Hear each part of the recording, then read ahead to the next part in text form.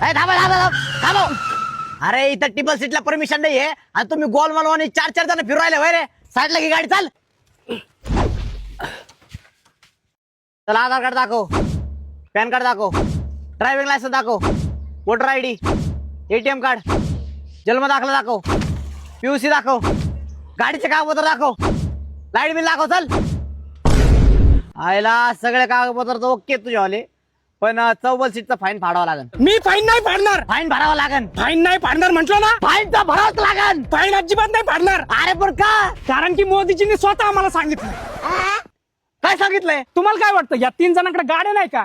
इथल्या प्रत्येक जणांकडे एक गाडी आहे. त्यांच्या गाडी 100 करून 400 रुपयाचा पेट्रोल वाया घालवण्यापेक्षा आम्ही एकाच गाडीवर 100 रुपयाचा पेट्रोल टाकून 4 जण एमआयडीसीत कामाला चाललोय.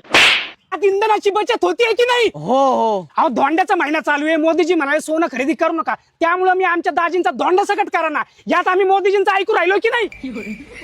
हा बरोबर आहे. आम्ही सर्व सांगितल्याप्रमाणे नियमांचं पालन करतोय की नाही? हा करताय. मग फाईन फाडू का मी? नाही मग नका फाडू फाईन. जाऊ का मग? हा जा.